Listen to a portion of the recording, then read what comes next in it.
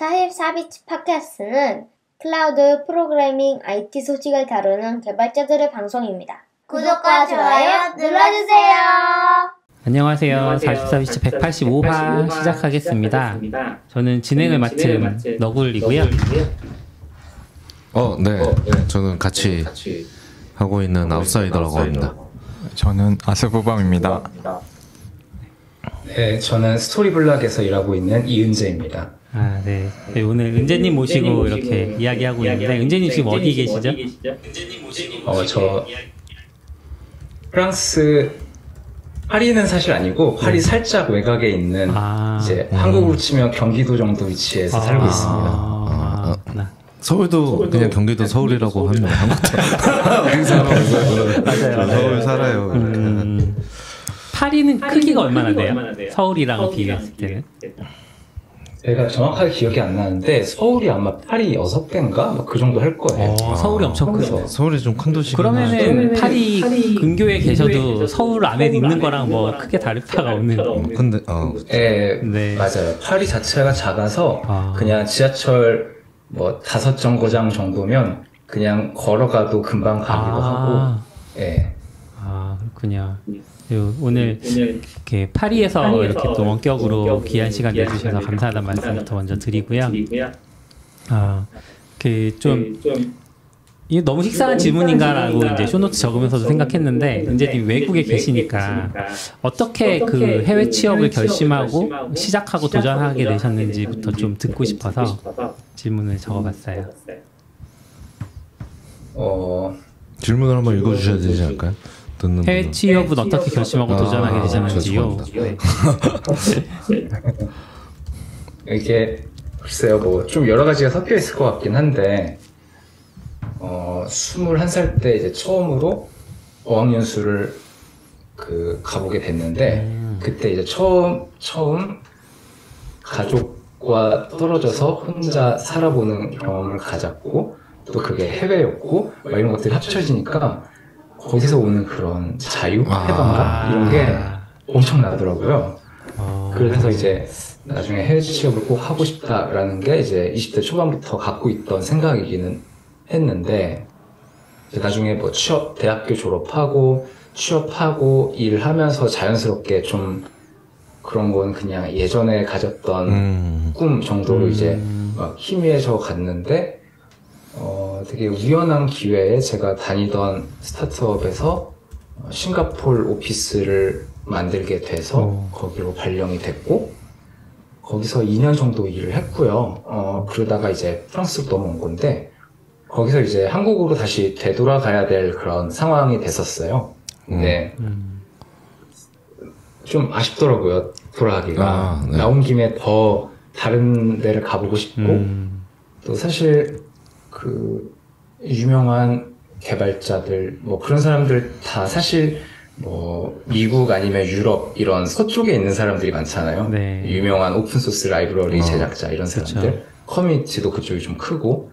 그래서 가능하면 좀 서쪽으로 더 가보고 싶은데 이런 생각이 들었고, 그래서 좀 준비를 해야겠다라고 결심을 한 지 얼마 안 됐던 시점에 되게 우연하게 채용 공고를 발견을 했고, 그리고 그거에 지원을 했는데 붙어가지고 비자 지원까지 받아서 프랑스로 오게 됐죠. 근데 아까 얼핏 듣기로는 오스트리아 회사라고 들었는데 비자 지원 지금 가진 건 알고리아인가요? 네, 맞아요. 그때 이제 2019년에 알골리아라는 프랑스 회사가 비자를 지원해줘서 프랑스로 넘어왔고, 3년 반 일하다가 작년 이맘때 그만두고 이제 새로 입사한 곳이 스토리블락이라는 헤들리 CMS 만드는 곳이고, 여기는 이제 대표가 오스트리아 사람인데 사무실은 없고 그냥 전 세계에 다 퍼져서 집에서 리모트로 일하고 있는 회사예요.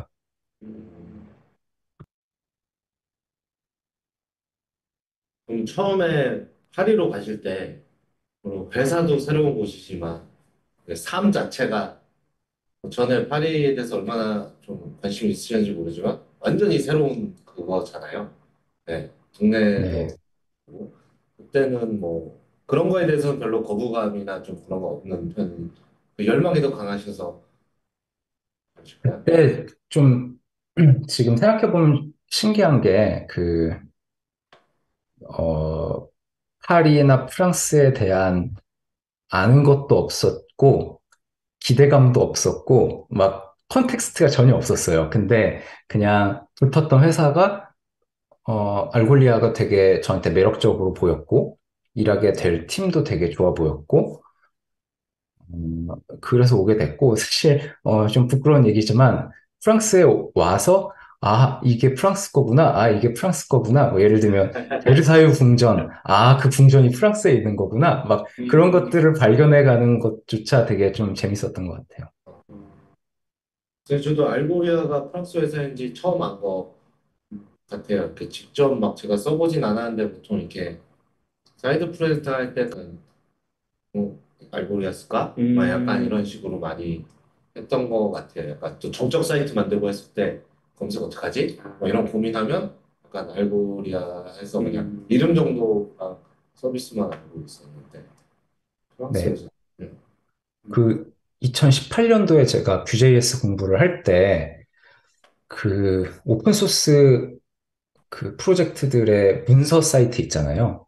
그 가보면은 그 문서에 꼭 검색 기능이 달려 있는데 되게 높은 확률로 그 검색 기능을 누르면 알골리아라고 밑에 써 있어서 Vue.js 문서 읽으면서 여긴 뭐 하는 회사인데 여기 이렇게 검색 기능을 넣어놨을까 하면서 그렇게 호기심이 생겼다가 나중에 채용 공고를 발견을 해서 오게 됐어요.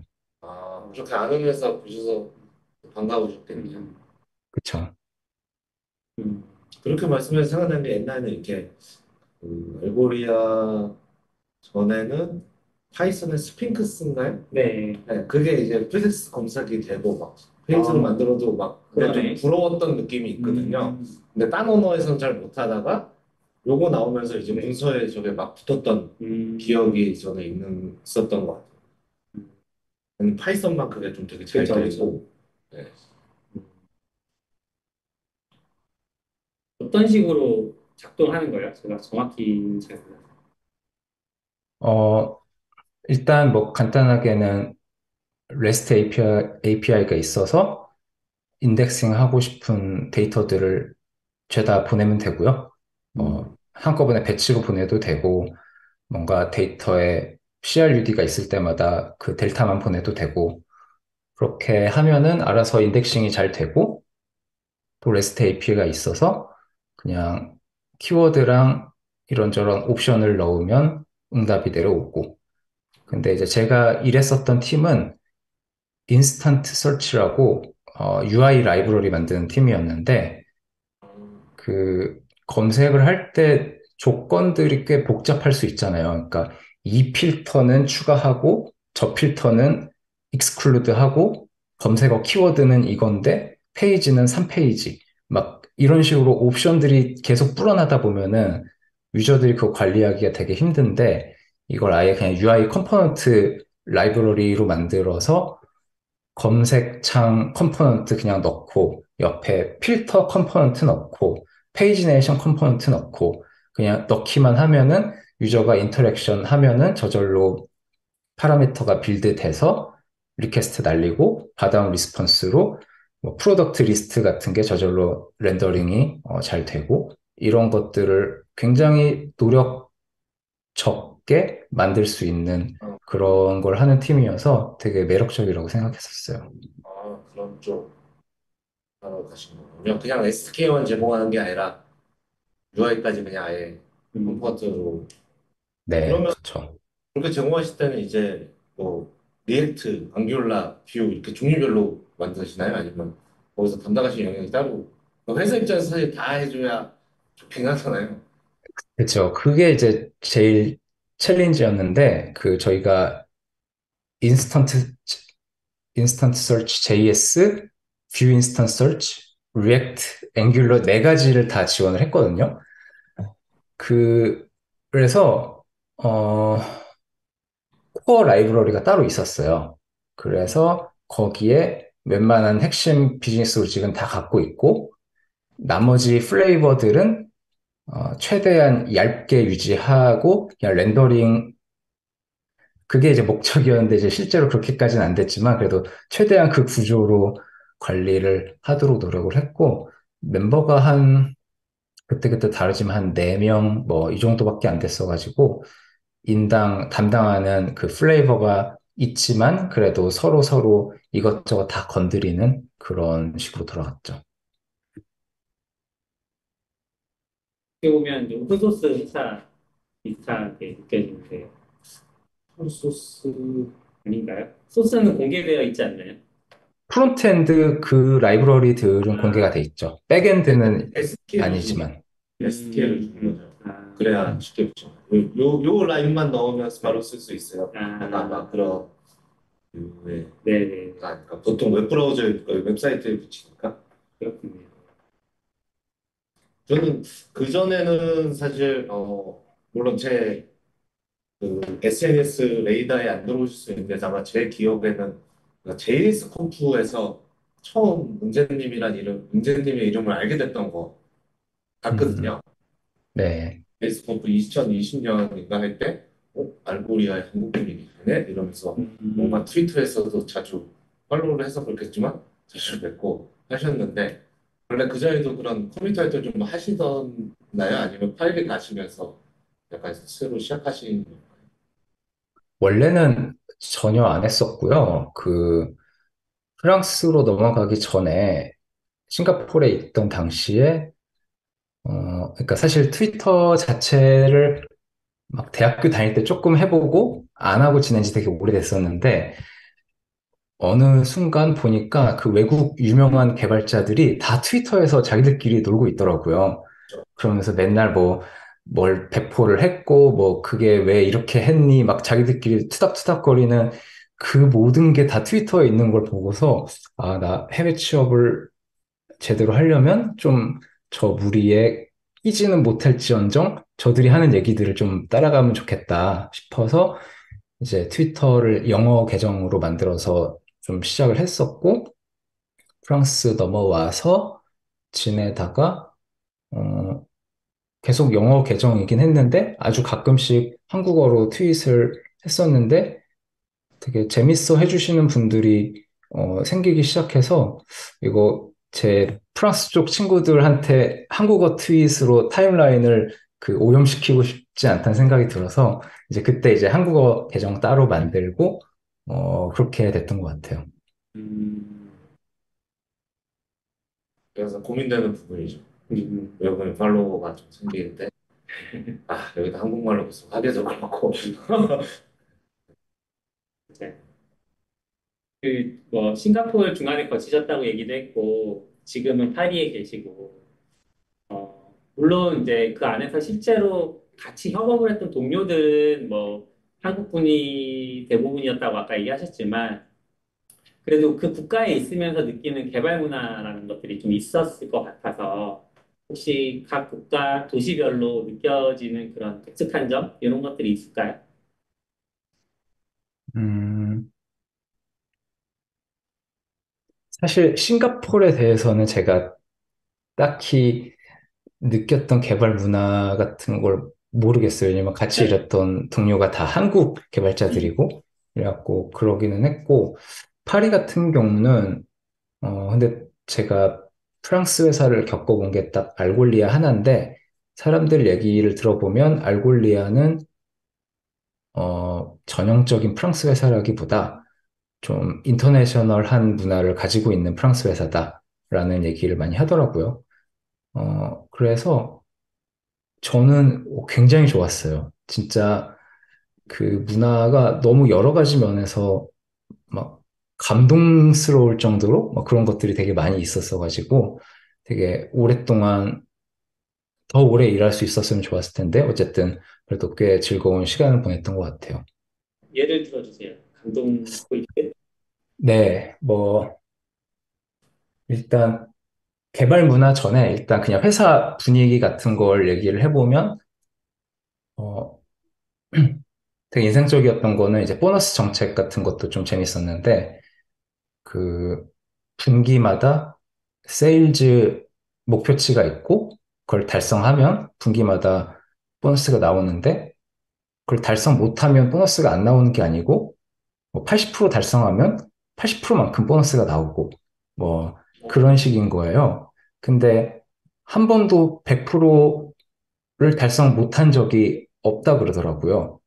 그러니까 애초에 그 보너스를 주기 위한 세일즈 목표치 자체가 좀 현실적으로 잡았던 거다라는 생각이 들었고, 그래서 이제 분기마다 들어오는 보너스가 되게 기분이 좋았는데, 나중에 이제 직원들이 이거 그냥 보너스를 주지 말고 이럴 거면 기본급을 이거 포함시켜 달라라고 요청을 하기 시작했어요. 그러니까 그게 사실 장기적으로는 직원들한테 더 좋은 거잖아요. 어디 이직을 한다던가. 네. 근데 그것도 받아들여줘서 그렇게 아예 바뀌고 뭐 그런 것들이 되게 인상적이었던 것 같아요. 세금도 되게 다를 텐데 회사가 내는 세금이 기본급이 올라가는 게 쉽지 않은 사택인데 그렇게 했군요. 네. 뭐 그러면 지금 프론트엔드 개발 좀 이제 이렇게 하시면서 뭐 개발 문화적으로도 계속 그 한국의 개발 문화도 어느 정도 이제 눈으로 보고 계신 거잖아요. 트위터에서 한국 개발자들 어떻게 일하는지 그리고 현재 나는 이렇게 일하고 있는데 이런 것들에서 혹시 뭐 차이 이런 거는 다른 것 같다라는 느끼시는 부분이 있을까요? 어, 알골리아에 있을 때 분기 업무 계획을 짜던 게 굉장히 인상적이었었는데 그, 자, 이제 우리 다음 분기에 무슨 일을 해볼까? 이거를 다 같이 모여서 정하는데 일단 우리 팀이 갖고 있던 뭐 지난 분기에 덜 끝난 것들 혹은 그냥 원래 하고 싶었던 것들 그런 리스트가 있고 또 다른 팀에서 저희 팀한테 이거 해주세요 하고 들어온 것들이 있고 그 모든 리스트를 가지고 이제 저희가 어, 얼마큼의 노력이 드는지를 저희들끼리 대략적으로 측정을 하고 그리고 매니저는 각각의 업무들이 얼만큼의 비즈니스 임팩트가 있는지 이제 다른 매니저들과 상의한 그 수치를 가져오고 그래서 그거를 이제 X, Y축을 해갖고 다 이렇게 던져놔요. X는 노력, Y는 임팩트 해갖고 던져놓고 그 다음에 다음 분기가 뭐 휴일 공휴일 빼고 워킹데이가 며칠인데 그중에서 우리가 매일매일 데일리 스탠드업을 얼만큼 하고 정기적으로 있는 회의 같은 거를 업무 시간에서 다 제외를 해요. 그리고 너는 다음 분기에 휴가 얼마나 갈 거야? 아, 2주? 오케이. 그러면 그런 걸 다 빼요. 그러면 실질적으로 코딩할 수 있는 시간만 딱 남긴 다음에 그러면 우리가 지금 던져놓은 이것들 중에서 얼만큼을 이 시간 동안 할 수 있을까를 보기 시작하는 거예요. 그러니까 제가 한국에서 겪었던 뭐 많진 않지만 몇몇 회사들에서의 분위기는 이건 진짜 중요하니까 다음 분기에는 좀 힘을 내보자 라는 식으로 흘러가기 마련인데 여기서는 야, 우리 이렇게나 많은데 이 중에서 그러면 뭘 포기해야 되지? 로 흐름이 바뀌어갖고 논의를 하게 되니까 이거는 반드시 해야 되고 이거는 아무래도 이번 분기에는 못할 것 같은데? 라는 식으로 한 차례 대화가 오가고요. 그런 다음에 만약에 이제 다른 부서에서 아니에요, 이거는 진짜 필요해요. 라고 하면은 다시 또 그걸 가지고 논의를 해보게 되는데 그럼에도 불구하고 이거는 할 수가 없는데 그렇게까지 중요하다고? 그러면 사람을 뽑아야겠구나. 라는 식으로 가는 흐름이 너무 좋더라고요. 그러니까 뭐 프랑스에서도 그런 단어를 쓰는지 모르지만 제가 얼핏 듣기로는 이제 뭐 에자일 그런 방법론 중에 하나를 막 사용하시는 것 같은데 그런 식으로 계획하고 그 실행도 해보고 하다 보면 여기서의 문제 결국 이제 계획과 실제가 달라지는 포인트들이 생기는 거잖아요. 중간에 뭐 네. 급한 버그가 생겼다거나 그런 것들은 어떻게 좀 다루시던가요? 제가 사실 애자일 방법론을 자세히 몰라서 이제 이게 그거에 맞는지 아닌지 모르겠는데 그냥 저희는 되게 2주마다 스프린트 플래닝을 하면서 좀 그런 돌발 상황들에 대해서 계속 얘기하고 이번 분기에 마무리하려고 했던 것들을 할 수 있을 것 같은지 없을 것 같은지 계속 뭐 워닝 딱지를 붙였다가 딱지를 뗐다가 계속 점검하면서 진행을 했던 것 같아요. 음, 그 아까 분기 계획을 세운다고 하셨는데 그러면 그 분기 계획이 시작해가지고 분기 계획 끝 그렇게 계획하는데 걸리는 시간은 보통 어느 정도 소요되나요? 아, 그때 또 재밌었던 게 어, 플래닝 위크라고 해서 한 일주일인가 이주일인가가 그 어떤 분기에도 속하지 않는 약간 그런 시기가 있었거든요.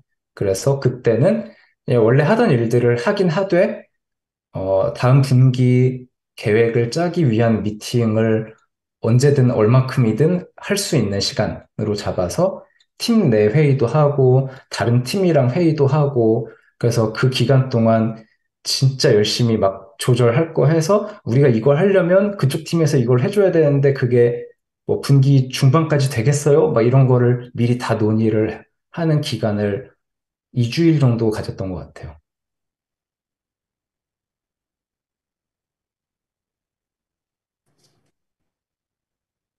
프랑스는 저 프랑스를 걸 몰라서 도시로 얘기되는 파리도 IT 업체들이 많이 있는 편인가요? 아, 국가마다 사실 유럽은 분위기가 확 다른 것 같아가지고요. 좀 그런 것 같아요. 그러니까 제가 2018년에 그 채용 공고를 알아보던 당시에 그때 미국 쪽은 아예 뭔가 분위기가 좀 비자가 어려울 것 같은 분위기여서 유럽 쪽으로 많이 알아봤었는데 채용 공고가 베를린이 진짜 압도적으로 많았거든요.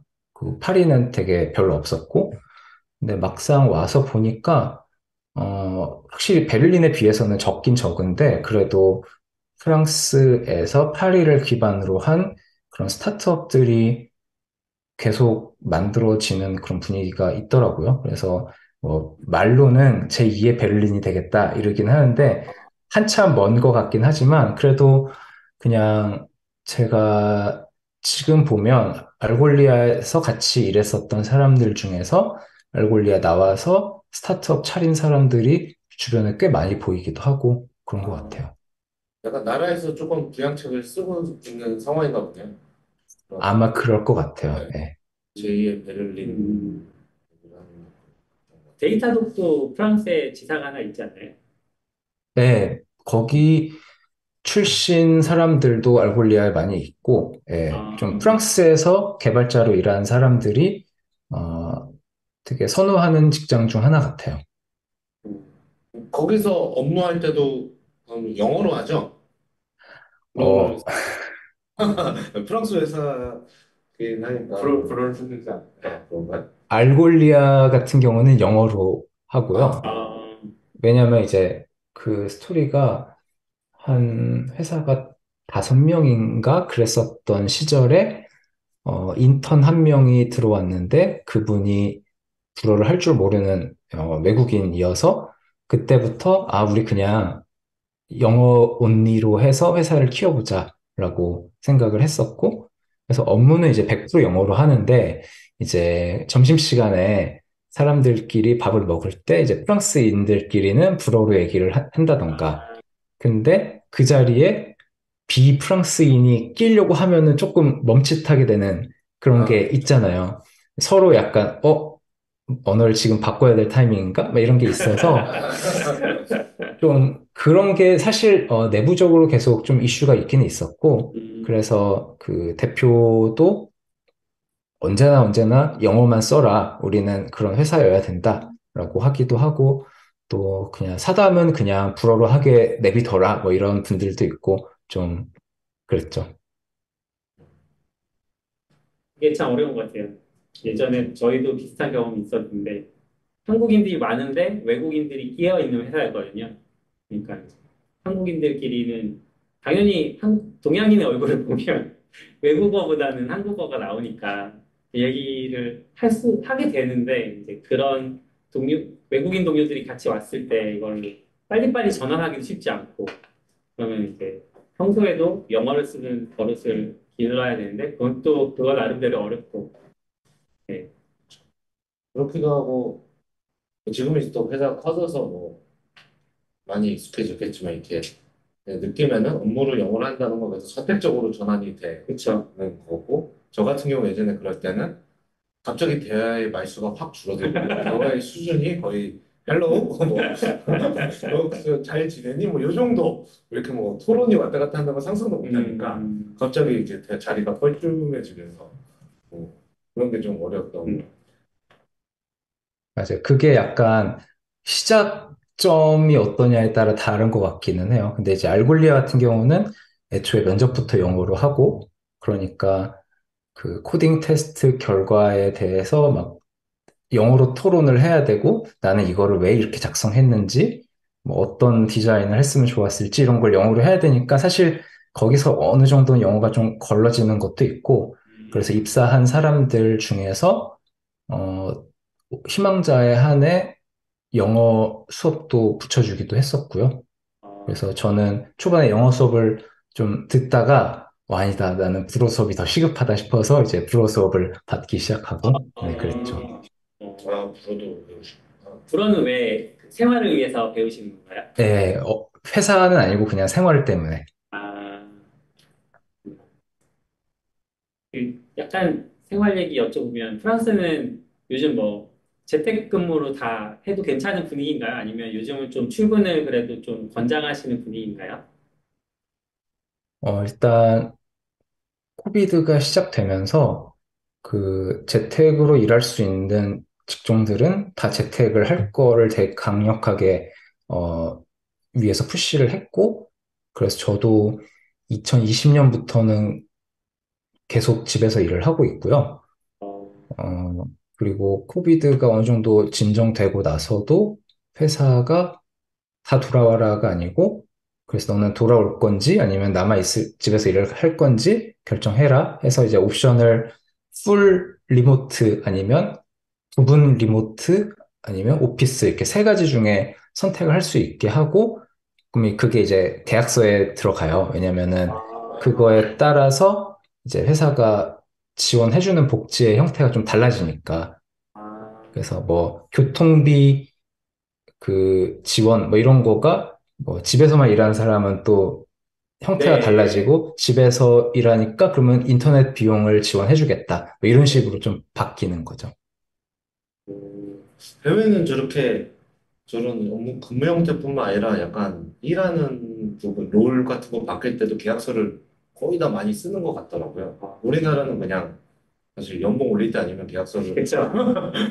처음 들어갈 때 아니면 안 쓰는데 숫자 빼고 안 바뀌잖아요. 왜냐면 그 계약서에 당신은 뭐 여기서 무슨 일을 한다 이런 것도 적혀 있으니까 그 일이 확정되거나 이러면 또 계약서 이렇게 모든 회사 그런지는 잘 모르겠는데 저런 것도 좀 신기한 것 같아요. 저희는 그냥 그런 거 없이 그냥 그렇죠. 재택해 들어와 이렇게 편하게. 약간 이런 반말로 하진 않지만 그러시죠? 들으면서 너무 그냥 합리적이라는 생각이. 그렇죠, 그렇죠. 누가 들어와 뭐 이런 거. 박재님 회사의 환경이. 그냥 뭔가 너무 합리적이다. 너무 리즈너블하다 생각이. 그리고 그런 재택을 한다고 했을 때 집에서 업무할 수 있는 환경을 비용으로 지원해 주기도 하고 이런 것들이 네, 맞아요. 당연한 건데 어떻게 보면. 그렇죠. 재택하면 제가 영어를 잘 못해서 그렇겠지만 온라인으로 더 어렵지 않나 하는 생각도 들거든요. 감정 표현이나 이런 게. 절 보지 말고 근데 그런 예, 좀 그게 좀 제일 해결해야 될 난제 같기는 해요. 아무래도 어, 그냥 회사에서 만나면 출근하면서 뭐 좋은 아침이야 뭐 이러면서 그냥 어제 뭐 텔레비 뭐 봤어? 막 이러면서 진짜 한 3분짜리 아니면 1분짜리 스몰 토크가 잠깐 시작됐다가 또 없어지고 이게 하루 동안 자잘하게 들어갈 수 있잖아요. 근데 이렇게 리모트로 일하면 뭐 카메라랑 마이크를 하루 종일 켜놓고 일하지 않는 이상 그런 스몰 토크를 하는 것 자체가 슬랙으로 메시지를 보내거나 아니면 야, 우리 그냥 뭐 놀래? 라고 해서 같이 슬랙 허드를 해서 뭐 잡담을 한다던가 뭔가 약간 좀 더 품이 드는 것 같아서 그런 것 같기는 해요. 그래서 아, 이게 저도 아직 어떤 게 좋을지는 잘 모르겠는데 알골리아에서 제가 퇴사 직전에 있었던 팀 같은 경우는 코비드가 시작된 직후부터 이제 재택근무하면서 그 팀장이 시행했던 일종의 정책이 너희들은 아침 10시에 출근하면 일하지 말고 10시에 바로 다 같이 모여서 한 3, 40분 잡담해. 그렇게 해서 다들 진짜 모여서 막 그들이 보는 프랑스 예능 얘기하고 뭐 영화 어디 뭐가 개봉을 했는데 어쩌죠 그런 얘기를 진짜 한 3, 40분 얘기하다가 진짜 마지막에 한 3분 정도 막 번갯불에 콩고 먹듯이 나 오늘 이거 할 거야. 그래 넌 그거에 빠이 하고 이제 일하러 가는 그러니까 그런 어, 것도 좀 재밌었던 것 같아요. 지금 얘기 들어보면 그 알골리아에 대한 애정이 되게 많이 느껴지거든요, 은재님이. 네, 근데 그죠. 약간 그런 환경을 벗어나기로 결정하시는 것도 좀 쉽지 않았을 것 같아요. 음, 음. 그리고 이제 이게 한국에서 이직하는 거랑 또 해외에서 비자를 지원해주는 회사와 연을 끊는 거랑은 또 다른 느낌일 것 같은데 그런 과정들은 어떻게 겪으셨는지. 네, 그때가 이제 진짜 좀 힘들었던 기간인 것 같기는 해요. 음, 일단 제가 2년간 근무를 하고 나면은 그때부터는 비자가 저한테 달라붙는 거여서 어디든 아, 갈 수 있기는 했는데 어쨌든 그럼에도 불구하고 좀 애정이 많이 있었던 회사인데 회사가 점점 커지고 IPO를 목표로 두고 그러면서 이제 몸집이 커지고 또 엔터프라이즈 커스터머를 위한 그런 방향으로 많이 가기도 하고 또 리더진들도 그 IPO에 걸맞는 그런 방향으로 이끌어갈 리더들이 들어오고 하니까 회사의 분위기가 진짜 180도 바뀌었어요. 그래서 사실 그게 뭐 좋다 나쁘다를 떠나서 이제 제가 입사했던 회사랑 너무 다른 회사가 된 거죠. 그러니까 자연스레 나가게 되더라고요. 네. 그렇네요. 어떻게 보면 은재님이 애정하고 계시던 그 회사는 이제 더 이상 아니게 되는 상황이 네. 사장님들이 많이 지켜줬습니다. 크게 얘기해 주세요. 그렇게 하면 저도 뭐 딱 그런 시기에 회사를 다녀본 적은 없는데 멀리서 보면 그 IPO 준비 시기가 제일 재미없는 시기가 돼버리는 것 같아요. 숫자 만들고 뭐 이렇게 딱 음, 거기에 막 모든 초점이 그쵸, 있어서 뭐 일도 막 벌려야 될 일도 안 벌리고 음, 막 이렇게 하면 정말 재미없어지는 것 같더라고요. 그래서 음. 네, 그죠. 그러면 새로 회사는 어떤 식으로 선택하고 또 알아보셨어요? 어,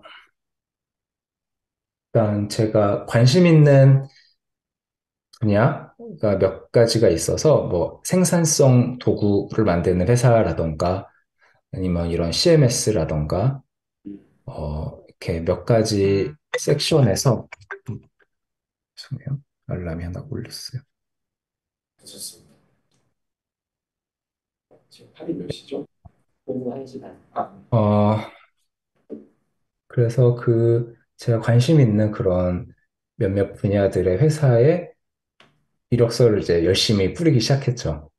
그러면서 면접 보고 어, 면접도 다 이제 화상으로 보고 해서 지금 이 회사에 오게 됐는데 결국에는 이 회사에 온 것도 결국에는 좀 문화였던 것 같아요. 그러니까 아, 제가 예전에 한국에서 다음 커뮤니케이션을 다녔었는데 그때 거기서 일하면서 저는 스스로 되게 이 회사의 문화가 좋다라는 생각을 많이 했었거든요. 근데 알골리아에 오면서 와, 여기 문화도 다른 면으로 또 되게 좋다라는 생각을 했었고, 어, 지금 스토리블락에 오면서 면접을 봤던 면접관, 그러니까 지금 제 매니저도 너무 좋은 사람 같고, 제가 좀 심리적으로 안전한 느낌을 받으면서 일할 수 있는 그런 분위기가 여기는 있겠구나라는 생각이 들더라고요. 그러니까 뭔가 하고 싶은 이야기가 있고, 뭐 제안할 게 있으면 언제든 이야기할 수 있고, 그거를 잘 들어줄 것 같고, 또 회사가 막 성장하고 있는 그런 분위기인데, 그게 또 너무 그냥 성장에 매몰돼 있는 게 아니라 그런 걸 계속 고민하고 있는 그런 분위기인 것도 굉장히 마음에 들었고, 여러 가지가 좀 겹쳤던 것 같아요. 음, 이렇게 듣는 분들이 잘 모르실 수도 있을 것 같아서 스토리블락에 대해서 조금 설명을 해주셔도 좋을 것 같습니다. 어, 잠시만요. 잘 네, 안 들리는데? 저희는 들립니다. 네, 저희는 네네네. 들리시나요? 네네네. 네. 죄송해요. 이렇게 듣는 분들을 위해서 스토리블락이라는 회사를 모르시는 분들도 있을 것 같아서 어떤 회사인지 조금 설명해 주셔도 좋을 것 같아요. 네, 일단 스토리블락은 헤드리스 CMS를 만드는 회사인데, 이제 전통적인 CMS가 워드프레스 같은 게 있잖아요. 그래서 워드프레스의 어드민 페이지에 들어가서 뭐 글을 쓰고, 레이아웃 배치하고, 이러면 결과물이 HTML 형태로 나오는 그런 전통적인 CMS가 있다면, 헤드리스 CMS는 결과물이 그냥 제이슨 형태의 데이터로 나오고 그걸 가지고 렌더링 하는 건 프론트엔드에서 알아서 하라. 약간 이런 식이어서 어, 유저들이 뭐 리액트를 쓰든 Vue.js를 쓰든 그거는 알아서 하는 거고 우리는 데이터만 내려주고 그 데이터를 만들기 위한 좋은 에디팅 환경을 제공을 해줄게. 이런 게 이제 헤드리스 CMS인데 사실 꽤 붐비는 경쟁이 좀 치열한 분야 같기는 해요. 그래서 되게 많은 플레이어들이 있고 또 다들 잘하고 각자 강점도 좀 다르고 그런 것 같고 그 회사에서 제가 하고 있는 일은 그 메인 프로덕트를 만드는 팀은 아니고 이제 그런 CMS를 쓰다 보면은 뭐 에디터가 리치 텍스트 에디터가 있고 뭐 이미지 드래그 앤 드롭해서 업로드하는 기능이 있고 이렇게 기능들이 많이 있는데 유저들이 원하는 기능을 다 만들어줄 수는 없잖아요. 그러니까 뭐 어떤 유저는 지도를 보면서 그걸 뭐 드래그 드롭해서 어떤 에리어를 잡은 거를 포함시키고 싶어요. 뭐 이런 게 있을 수도 있고, 그걸 저희가 다 만들 수는 없으니까, 플러그인 시스템을 갖고 있거든요. 어, 그래서 직접 만들어 쓰세요 하는 그런 플러그인 시스템이 있는데, 그게 이제 이 서비스 초창기에 만들어졌던 아주 뭐라 그래야 될까? 초기 버전으로 있었던 그 플러그인 시스템을 좀 더 다른 사용자들이 사용하기 쉽게끔 DX를 향상시키는 그런 일을 하고 있어요. 그럼 그 플래그인 시스템이란 게 뭐 API나 뭐 그쪽이 보다 이게 UI하고도 좀 연결이 돼 있나 보네요, 구성 자체가.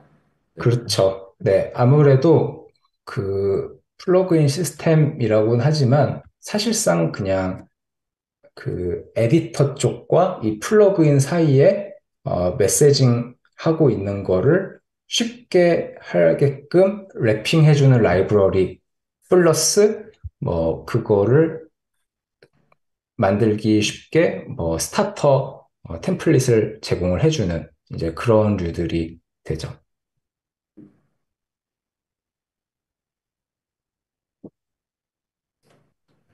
다른 CMS, 헤드리스 CMS도 많이 있다고 하셨는데 스토리블락만의 어떤 장점이라는 뭐가 있나요? 제가 알기로는 스토리블락이 다른 서비스들에 비해서 좀 라이브 프리뷰에 많이 중점을 두고 있어요. 그래서 다른 CMS를 제가 그냥 개인적으로 썼을 때는 그 튜토리얼을 다 따라하면 그런 어드민 페이지가 있고 응답을 받아온 걸 가지고 제가 웹사이트를 만들고 그 플로우가 끝이라면 약간 스토리블락은 처음부터 너의 웹사이트를 이렇게 이렇게 설정해서 스토리블락 내에서 라이브 프리뷰가 되도록 하는 게 시작점이에요. 그래서 스토리블락에서 무언가를 수정하면 바로 프리뷰로 제 웹사이트에서 텍스트가 바뀌는 그런 거를 눈으로 보면서 작업을 할 수 있도록 약간 다른 CMS는 이렇게 이렇게 하고서 프리뷰를 하고 싶으면 이런 기능을 넣으세요. 여서 그거를 안 하고 그냥 넘어가는 경우도 많은데 여기는 약간 시작점부터 거기에 좀 크게 중점을 둔 그런 서비스라고 생각을 해요. 스토리 블락. 네, 맞아요. 블락. 네. 신기하네요. 어떻게 되지? 그럼 뭐 개츠비나 리액트 같은 걸로 앱을 만들어서 헤드레스 CMS 쓰면 사실 뭐 빌드나 런타임 때 API 긁고 와서 컨텐츠를 그려주는 거잖아요. 사실 네. 이게 개발할 때 이게 프리뷰인데 만든 사람 입장에서 이제 그게 네. 어떤 뭐 이렇게 연동이 있어서 그냥 스토리블록 어드민에서 내가 만든 이 만드는 리액트 개츠비 사이트가 거기 프리뷰로 보인다는 거죠. 컨텐츠랑 내가 아니 그런 의미가 있네. 이걸 이제 조금 더 설명을 하자면, 이렇게 스토리 블락이잖아요. 그래서 뭐 블락을 예를 들어서 뭐 이메일 구독 폼이라는 블락이 있어요.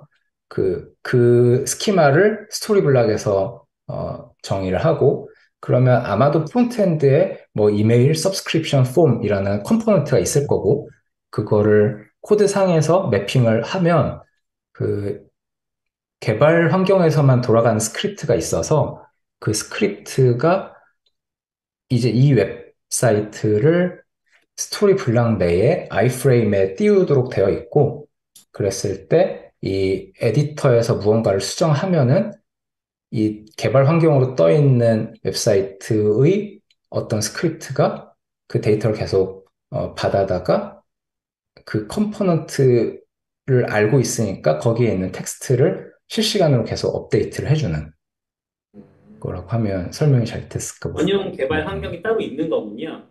그렇게 보면. 네네, 그렇죠. 그런데요. 그렇기도 하고 약간 느낌의 그 컨텐츠를 가지고 여기서 디스플레이를 보여줘야 되니까 사실 개발하면 왔다 갔다 해야 될 것 같은데 저쪽 수정해보고 여기 와보고 여기 디자인 수정하고 또 돌아가고 해야 되는데 그 루프가 좀 줄어들지 않을까? 네, 왔다 갔다 맞아요. 리액트 코드는 어차피 개발 아이디에서 수정해야 될 것 그렇죠. 같긴 한데요. VS 코드나 음. 이제 왔다 갔다 하는 게 좀 많이 줄을 수 있을 것 같다는 생각이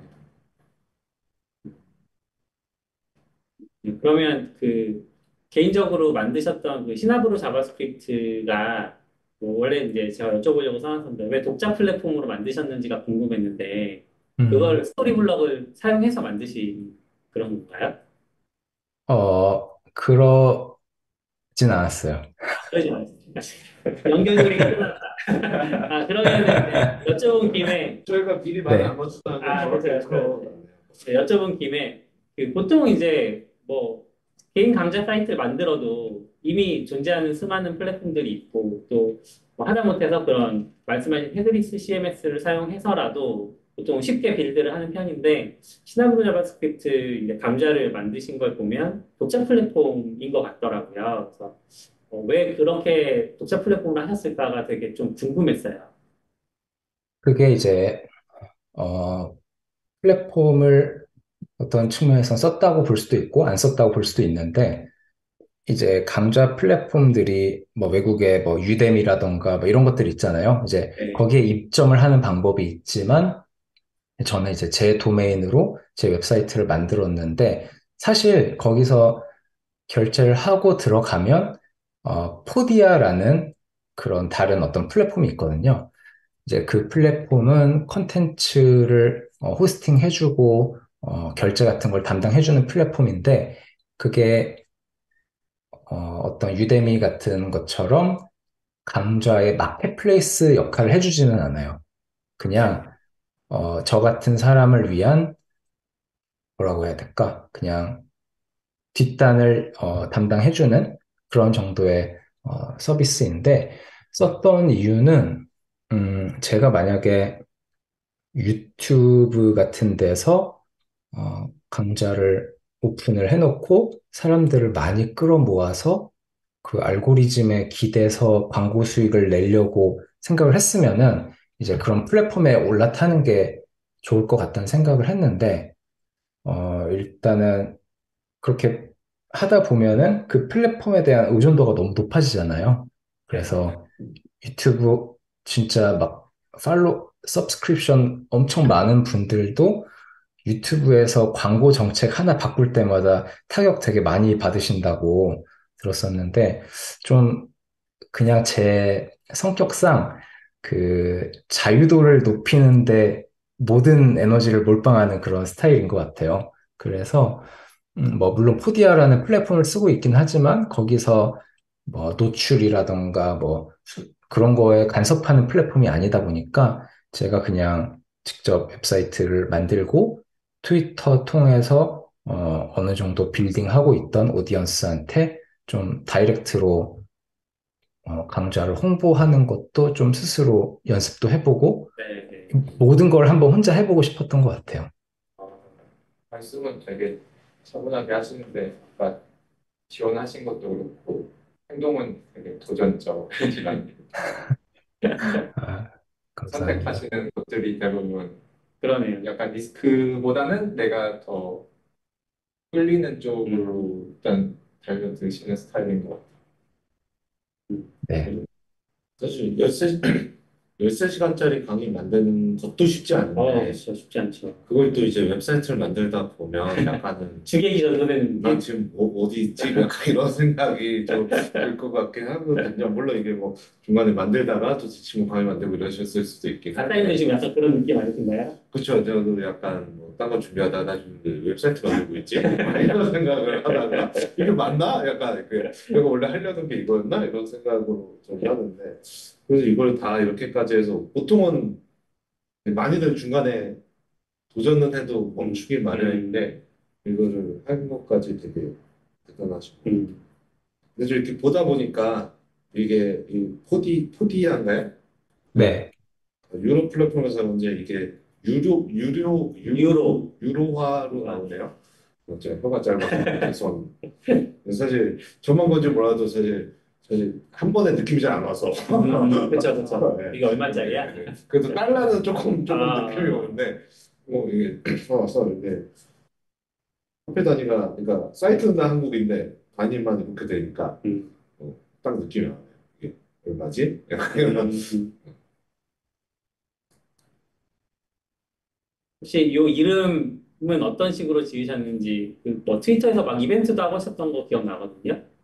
네, 맞아요. 사실 강자 이름을 이름 짓는 게 항상 어렵잖아요. 코딩할 때도 그렇고. 네. 그래서 이름을 짓고 싶은데 이제 그때 이제 제가 생각했던 강좌의 컨셉 자체가 좀 차근차근 자바스크립트 생태계에 꽤 깊이 있는 내용들을 하나하나 천천히 좀 정복해 나가는 그런 강좌를 만들고 싶었는데 적당한 이름을 생각을 못했고 일단 제가 혼자 생각했었던 건 차근차근 자바스크립트 뭐 이런 거였는데 좋은 거 없을까 해서 이제 이름 공모 이벤트를 했었고 그 중에 이제 막 리액트 몰래 배우는 자바스크립트 막 이런 것도 댓글이 올라오고 되게 재밌는 게 많았었는데 시나브로 자바스크립트가 의미도 그렇고 뭐 어감도 그렇고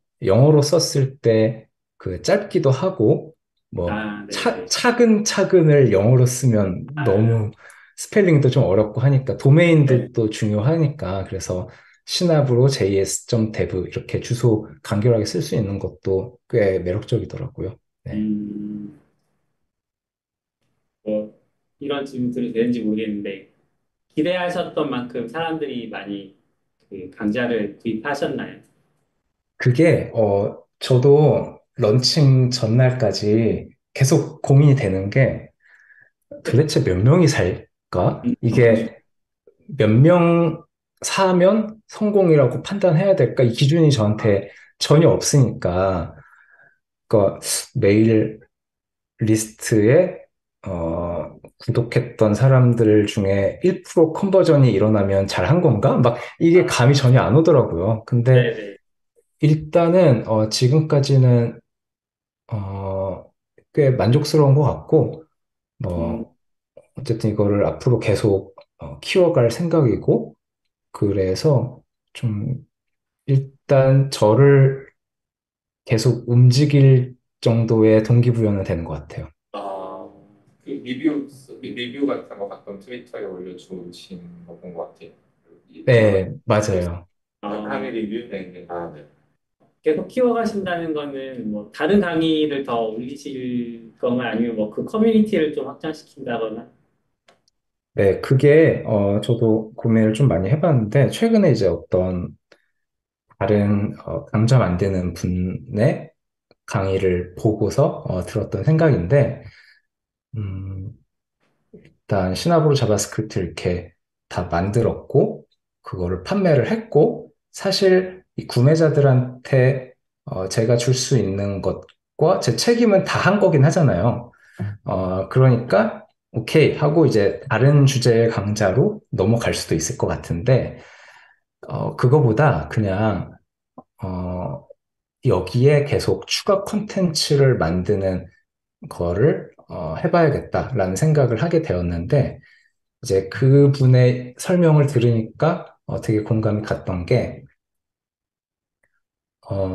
사람마다 강좌 구입할 때 기대치가 조금씩 다를 거잖아요. 그리고 구입하고서 강좌를 실제 보기 시작하고서 그 기대치보다 좀 떨어지는데? 라고 생각하시는 분들도 분명 있을 거고, 근데 만약에 제가 진짜 양질의 컨텐츠를 계속 준다면 그들이 나 돈 이거밖에 안 내는데 왜 자꾸 주세요? 하면서 너무 이거 나 과분한데? 하는 마음이 들면 자연스럽게 좀 주변에도 알리고, 자꾸 저분이 뭘 줘? 하면서 그런 자연스러운 입소문 같은 방향으로 가보는 거가 좋겠다는 생각이 들더라고요. 그러니까 사실 제가 이거를 풀타임 직장에 있는 상태에서 사이드로 하고 있는 건데, 시나브로 자바스크립트를 런칭하는 과정에서 강좌만 만들었던 게 아니라 그걸 위해서 나름의 마케팅도 했던 거고, 막 웹사이트도 만들고, 그런 부가적인 노력들이 되게 많은데, 새로운 강좌를 런칭을 하려면 또 그거를 한 세트 또 해야 되는 건데, 네. 그걸 제가 못할 것 같다는 생각이 들었고, 지금으로서는 시간 날 때마다 영상 뭐 짧은 거든 긴 거든 하나씩 짧게 짧게 만들어서 그 구매자들한테 계속 덧붙이는 거는 저한테도 부담이 덜하고, 그분들한테는 그냥 무조건 윈인 상황이고, 그래서 그런 식으로 계속 해보면 좋겠다는 생각을 했고, 또 이제 제가 그 강의를 들으면서 느꼈던 거는 좀 외부 강사를 초빙을 해야겠다.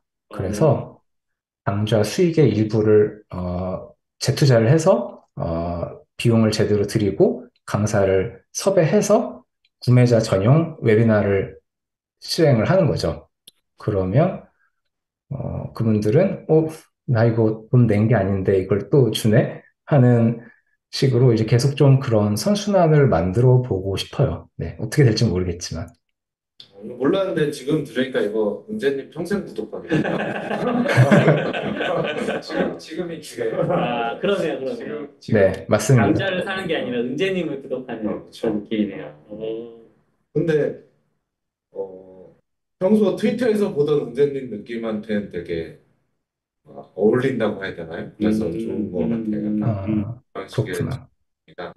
그런 게 되게 좀 보통은 감사합니다. 잡은 물고기들을 더 이상 신경 안 쓰고 새로운 물고기를 많이 잡으려고 하는데 잡은 물고기들을 계속 이제 잘 케어해 주신다는 그런 우리 좋네요. 음. 그러면 이걸 여기서 얘기해도 됐죠? 이제 국내에도 강의 했던 강의를 다시 런칭하시는 것 같던데, 네. 시나브로 했었던 강의, 다른 강의나요? 인프런에서 하시는 강의. 아, 인프런에서 하는 거는 이제 시나브로 자바스크립트를 그냥 그대로 인프런 쪽에도 올리는 거를 이제 내일 런칭이 될 건데, 내일 런칭. 따끈따끈한 소식이네요. 네, 그게 이제 맨 처음에 고민을 했었던 게 그런 플랫폼에 대한 의존도를 최대한 없애고 독자적으로 해보자라고 생각을 했었고, 그래서 런칭을 했었는데, 인프런 쪽에서 제안이 들어와서 고민을 해봤더니, 꽤 괜찮을 것 같은 거예요. 그러니까 사실 개발자들이 다 트위터를 하는 건 아니고, 또 트위터 하는 분들 중에서 아주 극소수만 저를 팔로우하고 계실 거고, 이게 리트윗이 아무리 된다고 해도 도달할 수 있는 범위가 딱 극명하게 있을 거라서, 그냥 제가 생각하기로는 제가 트위터 통해서 도달할 수 있는 오디언스는 그냥 지금 다 도달한 거 아닐까라는 생각이 들어서 인프런을 통해서 아예 제가 도달할 수 없었을 새로운 오디언스 쪽으로 갈 수 있는 기회일 것 같아서 그렇게 인프런에도 런칭을 하기로 생각을 했고, 그래서 결국에는 인프런에서 구입을 하시든 제 웹사이트 통해서 구입을 하시든 결국에는 이제 제 디스코드 서버, 구매자 전용 디스코드 서버로 다 모여서 이제 거기에 제가 이제 계속 뭔가를 드릴 그런 방법이 되겠죠. 네. 약간 마무리 넷플릭스에 잠깐 이렇게 한번 주고 합니다. 여러분, 아니 채팅에 되게 메시지가 몇 개 올라왔어요. 읽어주세요. 이 말투를 어떻게 읽어야 되죠?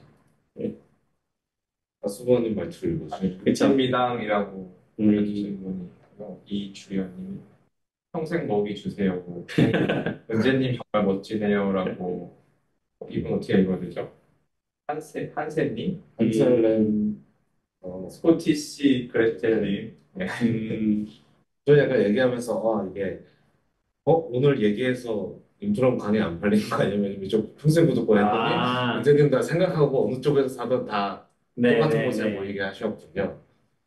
네. 대단하십니다.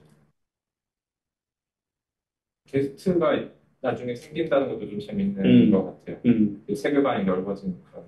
저는 그런, 이렇게, 막 이렇게 돈이 엄청 벌리는 그런 강의에 크게 관심 없으신 것 같은데, 이제 그런 쪽으로 제가 제일 잘 아는 건 이제 에그헤드.io인가요?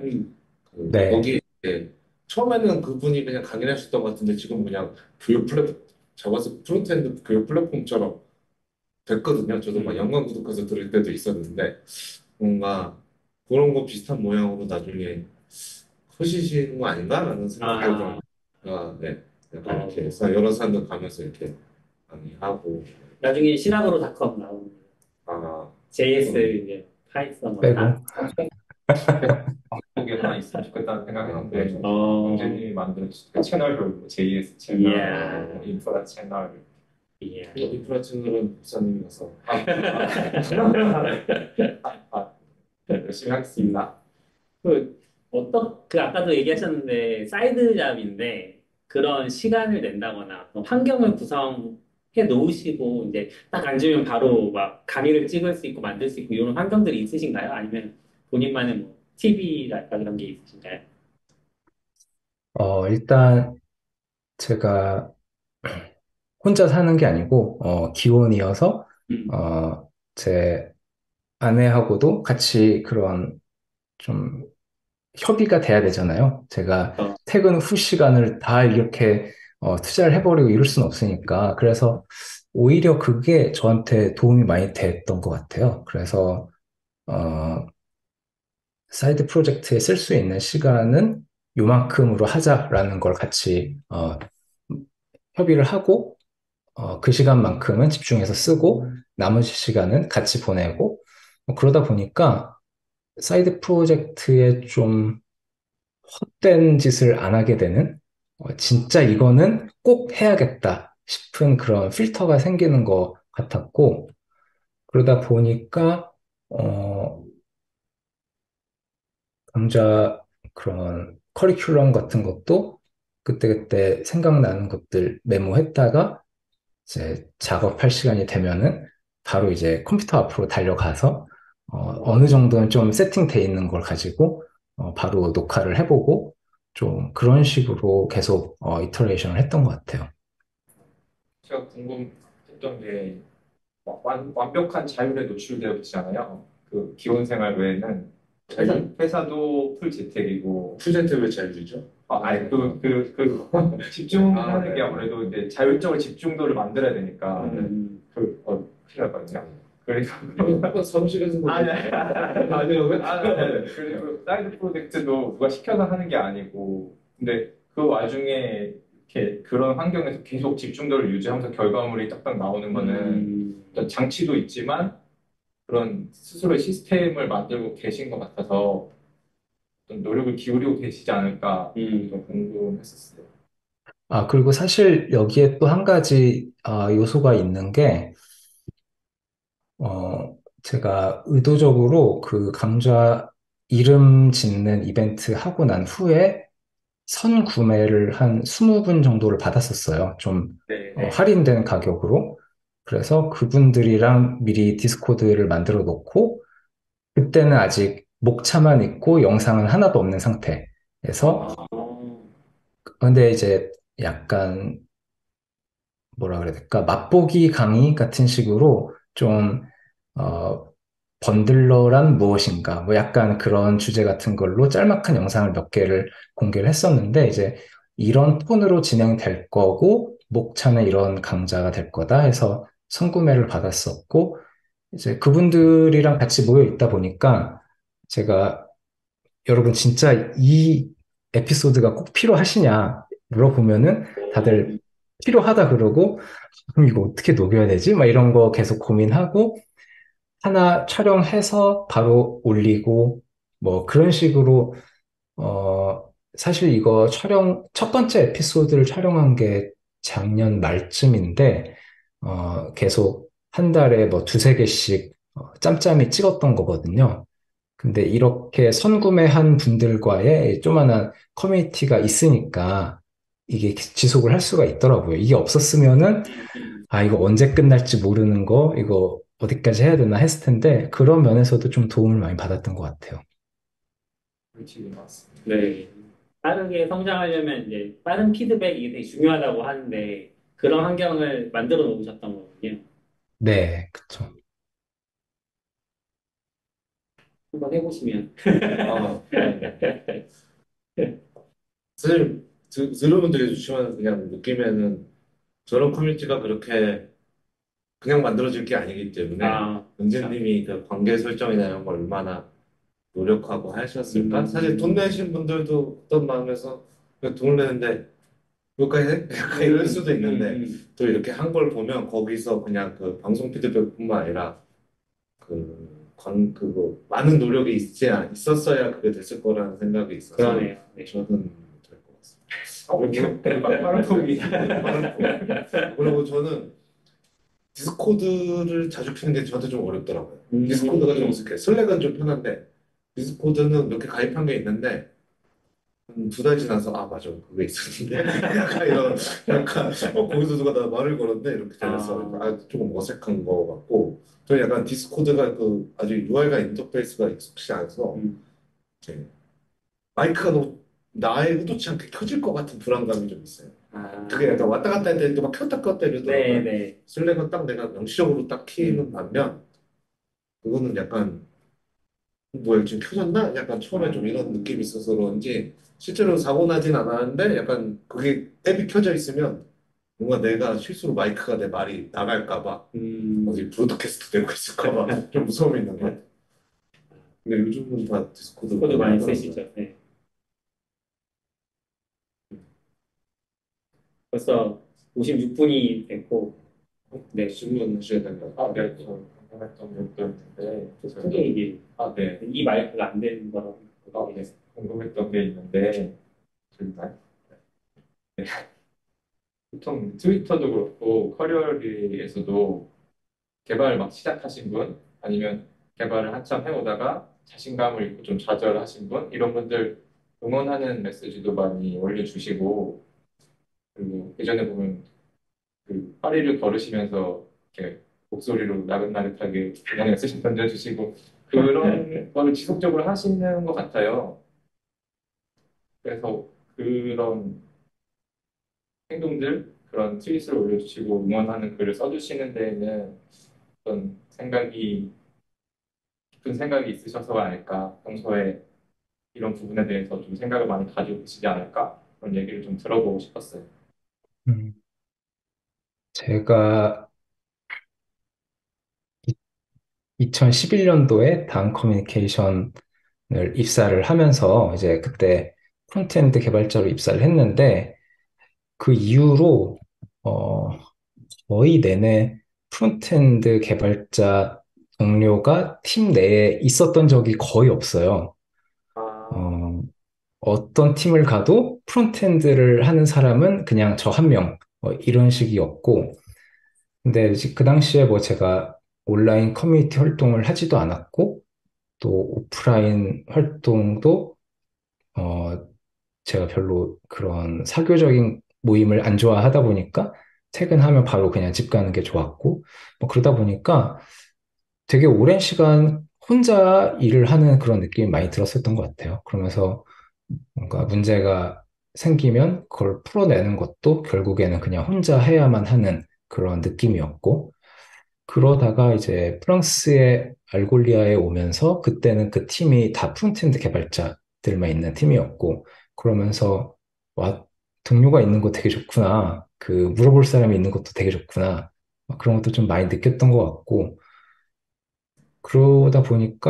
그러다가 이제 트위터를 시작해 보니까 되게 제가 예전에 겪었던 거를 지금 겪고 계시는 분들도 좀 많은 것 같고, 그러니까 좀 안타까운 그런 마음도 많이 들었던 것 같고, 그냥 사실은 좀, 어, 나쁜 말들 하는 그런, 고연차 분들도 많이 있잖아요. 근데, 어, 어, 저 연차일 때는 그게 다 그냥 맞는 말이고, 무조건 그런 걸로 받아들이면서 되게 상처 입기 쉬운데, 꼭 그런 건 아니다라는 거를, 그러니까 뭐랄까, 약간 예전의 제 모습에 빙의해서 좀 화가 나기도 하고, 약간 그랬던 것 같아요. 네.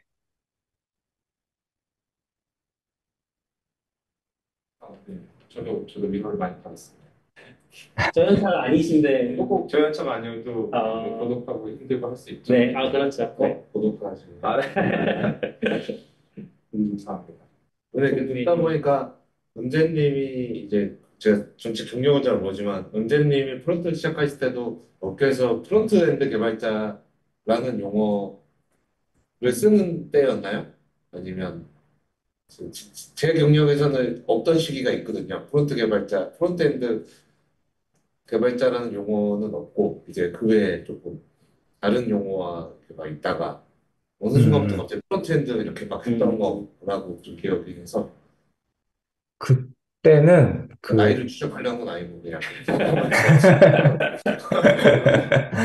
그때는 이제 제가 입사했을 때 제 직군이 프론트엔드 개발자는 아니었고, FT 개발자 이렇게 불렸었거든요. 그래서 프론트엔드 테크놀로지? 뭐 약간 그런 약자 같은데, 뭐 어느 순간 다 프론트엔드 개발자 이런 표현으로 바뀌었더라고요. 근데 그 당시에 다음 커뮤니케이션에서 그 자바스크립트를 기반으로 한 약간 동적인 프론트엔드 구성하는 거에 좀 투자를 많이 했던 시기 같아요. 그래서 그때가 제가 다음 커뮤니케이션 공채로 입사를 했었는데, 그 당시 한 70여 명 정도가 입사 동기로 한꺼번에 같이 입사를 했거든요.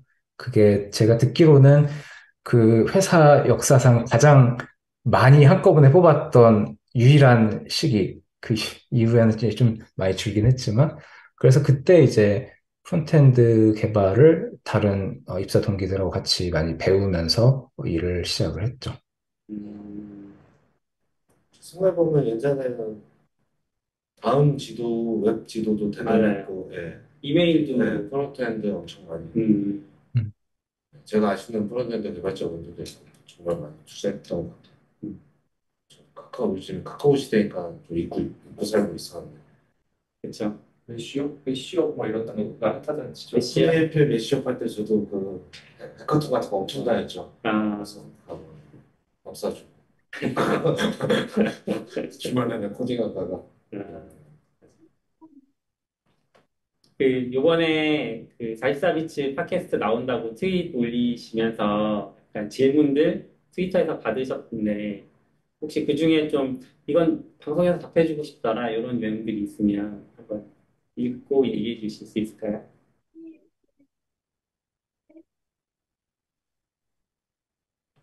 그 오전 9시에 업무 메일을 보내면 안 되는지 뭐 이런 질문도 하나 봤는데요.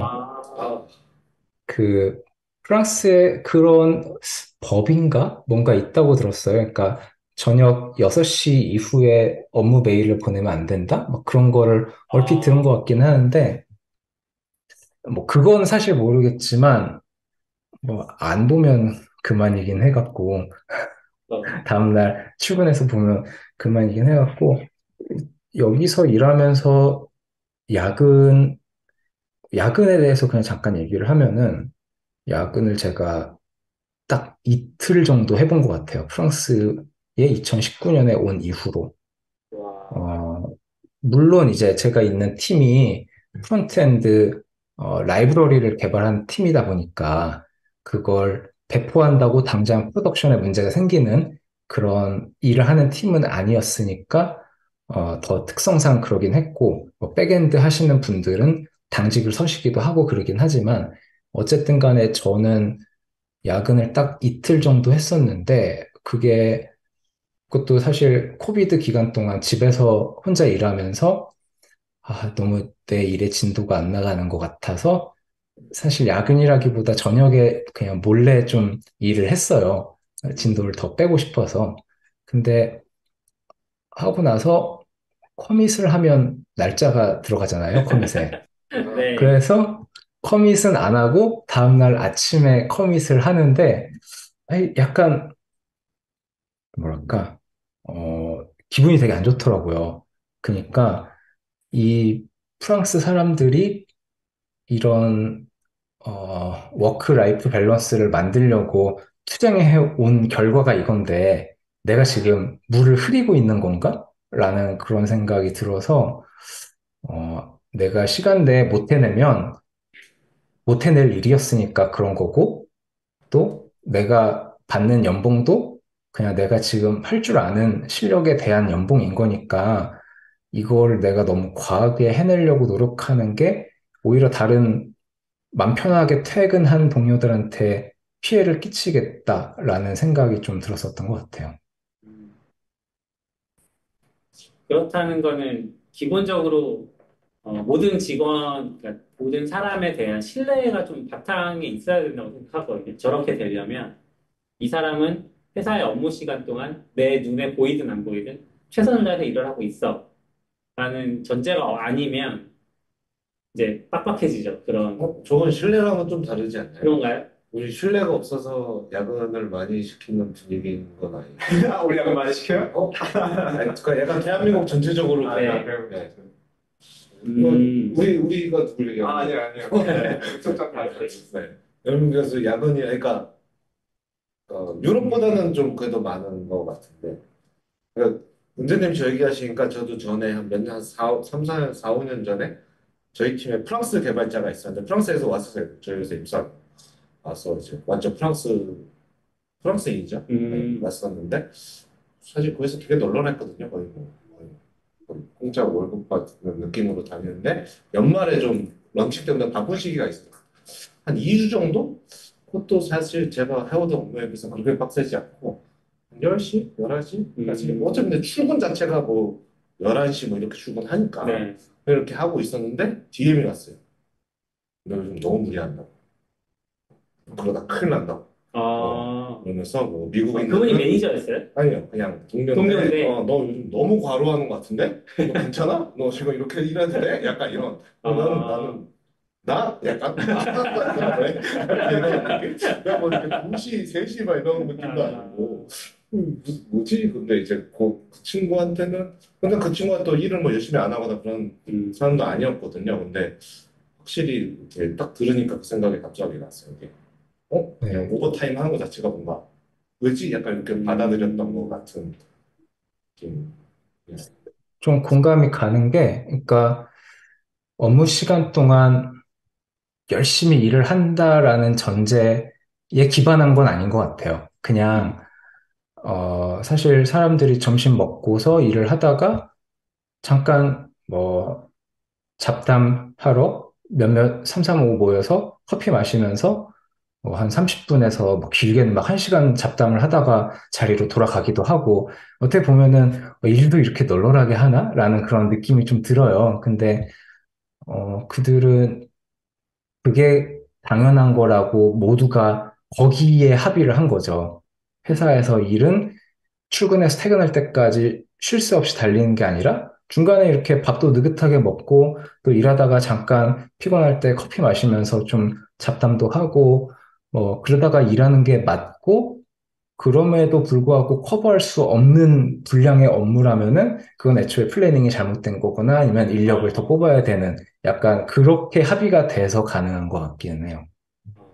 사회적인 합의가 있다. 네, 그렇죠. 플래닝 했을 때는 회고할 때 보면 그렇게 아까 제가 들었을 때는 되게 합리적이라고 생각 들었는데 결과도 그에 상응하는 뭐라고 해야 되죠? 진도 뭐라고 해야 되죠? 완수율? 성과? 그러니까 예상한 대로 결과가 잘 나오는지도 조금 궁금하긴 해요. 그렇게 일해본 적은 없는 것 같아서.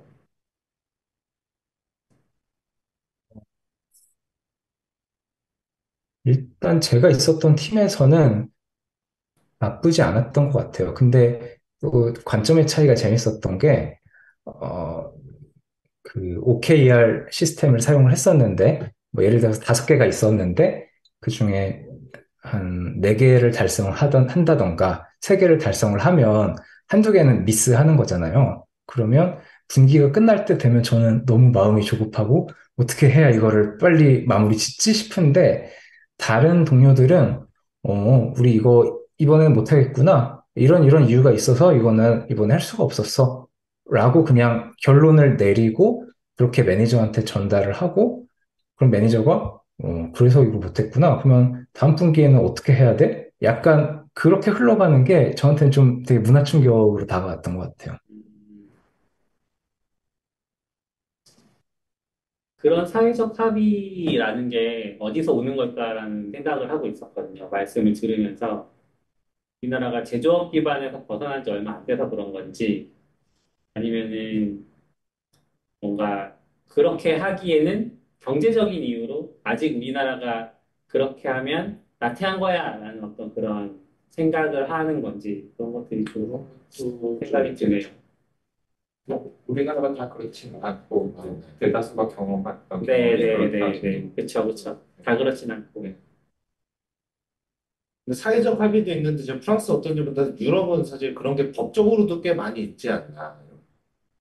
약간 그렇, 그냥 부담이 좀 오지만 한국 사람들이 미국 가서 일하다가 신고받아서 뭐 이렇게 뭐 그런 거를 이렇게 유머인지 진짜 좀 요즘은 몇 번 들은 것 같거든요. 너무 밤새 일해가지고 막 이렇게 출장 왔다가 뭐 신고받았다 뭐 이런 거 들은 적이 있는 것 같아서 뭐 저도 실제로 사실 뭐 길게 살아보진 않았고 또 불어를 못하는 외국인으로서 여기 살아가는 입장에서 이제 한정된 그런 경험을 갖고 있는데 일단 시위도 많이 하고 파업도 많이 하고 좀 그런 거에 대해서 목소리 내는 게 꽤 강력한 것 같기는 해요. 또 그게 이제 법 제정으로 이어지기도 하고 하니까 이제 법이라는 안전장치도 그냥 국회의원들이 이거 좋겠는데 해갖고 해줄 리는 없잖아요. 사람들이 막 엄청나게 시위를 하고 파업을 길게 하고 그러면서 생기는 그런 긴장감을 해소되는 방식이 이제 그렇게 가는 또 그런 게 좀 있지 않을까? 그 외에 이제 어떤 다른 측면이 있을지 모르겠는데 일단 제가 관찰했던 건 좀 그런 게 흥미로운 것 같더라고요.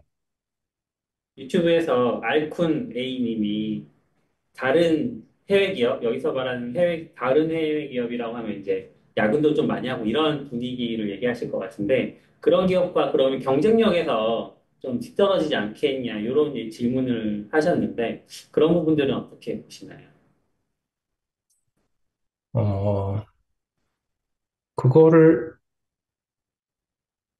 일단 비교할 수 있는 그런 방법이 뭔지 모르겠는데, 일단 제가 같이 일했던 동료들이 음, 되게 똑똑했어요.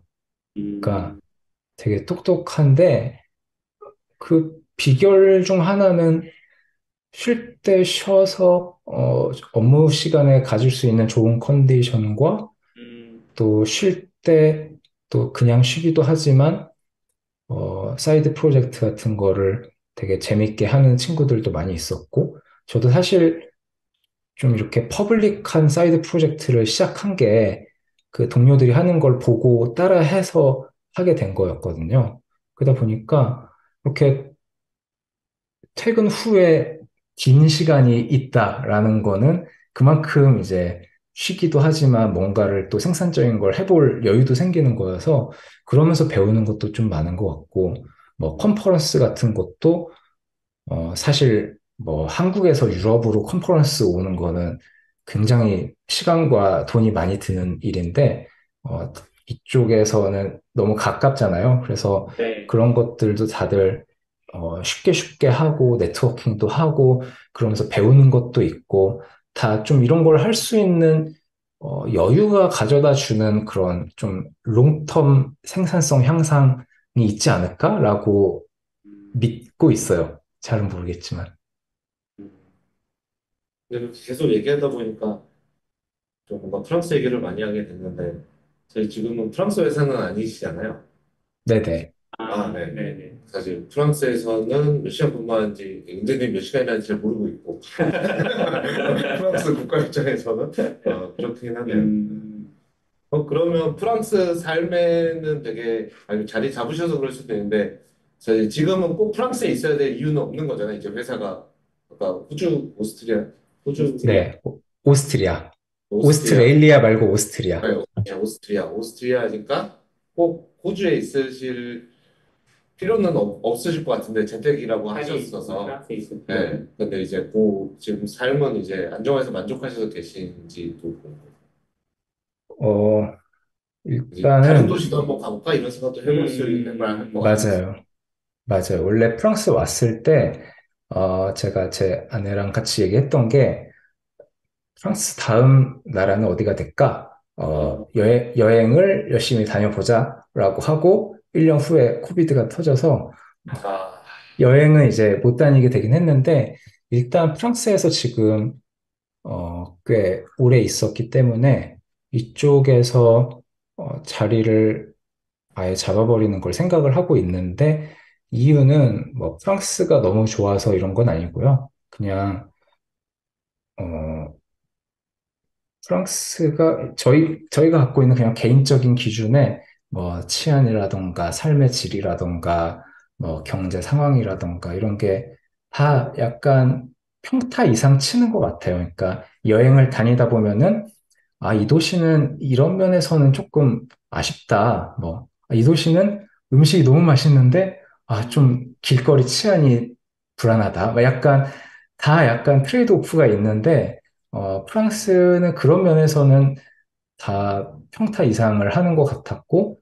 또 기왕 여기서 세금 내면서 오래 살았으니까, 그냥 여기에 자리를 잡으면, 그 다음부터는 사실, 어, 유럽연합의 시민이 된다면 어디서든 살 수 있는 자격이 생기는 거긴 하니까 일단 말뚝을 여기에 지금은 아니. 박아보자. 지금은 그냥 비자를 연장하면서 살고 있고요. 네. 유럽은 영주권 같은 게 EU로 나오나 뭐 아니 어, 아니면 그 그게 따로 있고 프랑스, 네. 프랑스가 안타깝게도 영주권이 없어요. 시민권만. 그래서 시민권밖에 없어요. 그래서 한국 여권을 포기하는 거를 생각을 하고 있고 그러게 되면 이제 프랑스 시민이 된다면 유럽 어디서든 비자 상관없이 거주와 일을 할 수가 있게 되죠. 아, 그러면 만약에 프랑스 아닌 국가들이 영주권 있는 국가들은 영주권을 소유한 상태에서는 똑같이 EU 어디든 갈 수 있는 건가요?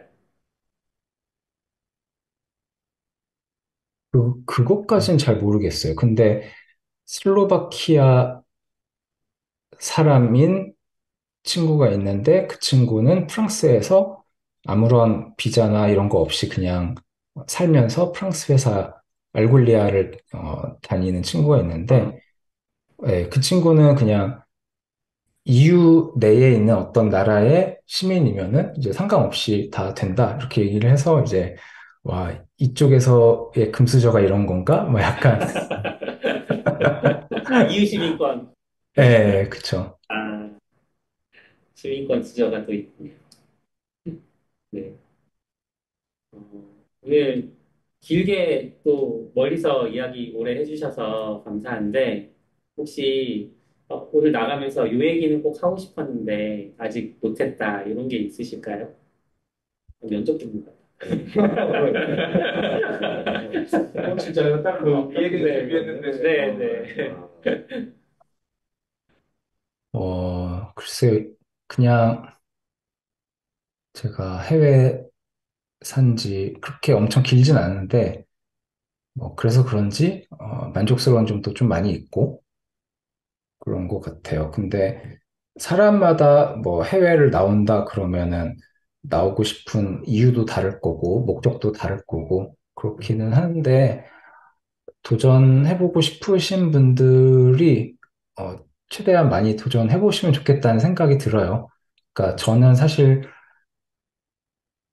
거의 그냥 포기하다시피 지내고 있었다가 갑자기 어떻게 해갖고 여기까지 오게 돼서 되게 얼떨떨한 그런 상황이었는데, 음, 사실 프랑스뿐만 아니라 외국에서는 한국처럼 나이가 중요치가 않아서 동료들도 제가 얘기 안 해주면 몇 살인지 모르기도 하고 또 그들은 뭐 특히나 뭐 동양인은 어려 보인다 뭐 이런 생각이 있으니까 더더욱 막 제 나이를 추측하는 걸 헷갈려 하는 뭐 그런 게 또 재밌기도 한데 그냥 그거 아니어도 뭐 막 30대 중반에 직업을 아예 바꿔서 인턴부터 시작하고 그런 거에 대한 사회적인 분위기가 그냥 아무렇지도 않아요. 그냥, 너는 인턴이니까 인턴의 월급을 받는 거지. 그냥 그거이지. 왜 너 그 나이에 인턴을 하고 있니? 이런 게 전혀 아니기 때문에, 한국에서 해외 취업을 하려고 고민하시는 분들도, 아, 이 나이에 시작하긴 너무 늦었다 생각하시기가 되게 쉬운데, 사실 오히려 한국을 벗어나는 순간 그 나이라는 개념이 없어지기 때문에,